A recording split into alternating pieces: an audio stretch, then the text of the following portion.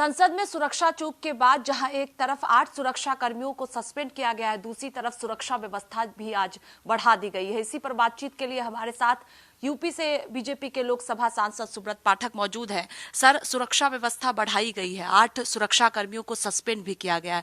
लगता है कि आगे कोई ऐसी घटना नहीं घटेगी सदन के अंदर? नहीं, बिल्कुल सवाल ही नहीं उठता। ऐसी कोई घटना घटी भी नहीं है। क्या घटना घट गई भाई?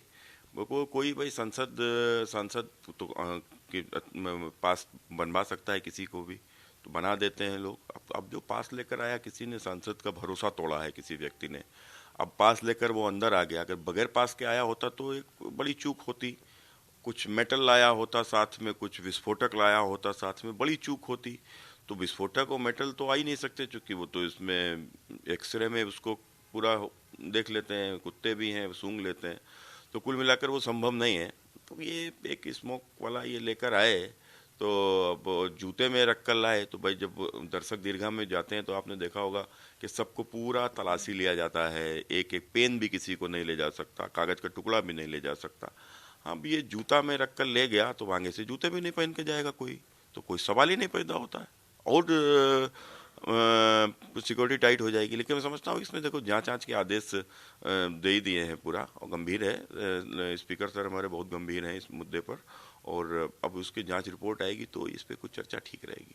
लेकिन विपक्षी पार्टियों की बात करते हैं तो लगातार सवाल उठाया जा रहा है। अधीर रंजन चौधरी कह रहे हैं कि अब तक इस पूरे मामले में ना तो प्रधानमंत्री का बयान आया है, ना गृह मंत्री कुछ बोल रहे हैं। अमित शाह की मांग लगातार कर रहे हैं कि सदन के अंदर गृह मंत्री अमित शाह बयान दे इस पूरे मसले पर। किस तरह से विपक्षी पार्टियों के आरोप को देख रहे हैं? अच्छा, क्या मुद्दा है इनके पास? मुद्दे ही क्या बचे आप बताओ? जब यूपीए की सरकार थी, आए दिन बम विस्फोट होते थे। यूपीए की सरकार थी, इस प्रकार के हालात थे कि आपको तो देखा ही होगा, कश्मीर से लेकर कन्याकुमारी तक पूरा देश जल रहा था।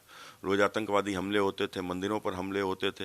तो आज तो कुछ होता नहीं है। अब तो एक आध इस प्रकार की छोटी सी मानवीय भूल के कारण से कोई ये घटना घटी। अब इस पे हवा काट रहे हैं। तो इनको अपना इतिहास उठाकर देखना चाहिए। इनके पास कोई मुद्दा नहीं है। और ये तमाम सारी इस प्रकार की तो टूल किट का एक हिस्सा मैं मानता हूँ।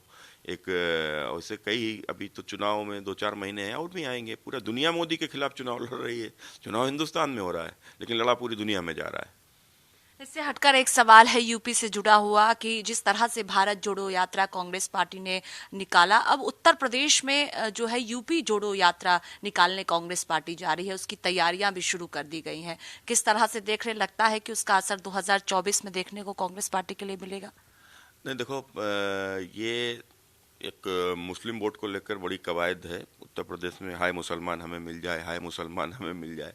तो चाहे सपा हो, चाहे कांग्रेस हो, चाहे बसपा हो, सब उसी के पीछे लगे रहते हैं। लेकिन मैं, चूंकि कांग्रेस के यूपी अध्यक्ष अजय राय जी मेरे मित्र हैं, कभी मिलेंगे तो मैं उनको एक सलाह जरूर दूंगा कि अगर वाकई में आप कांग्रेस का भला करना चाहते हो तो इससे नहीं होने वाला यूपी जोड़ो यूपी जोड़ो। अगर आपको कोई यात्रा निकालनी है तो आप यात्रा निकालो कि राहुल गांधी छुट्टी पर विदेश जाना छोड़ो, तो शायद इनका कुछ भला हो जाएगा।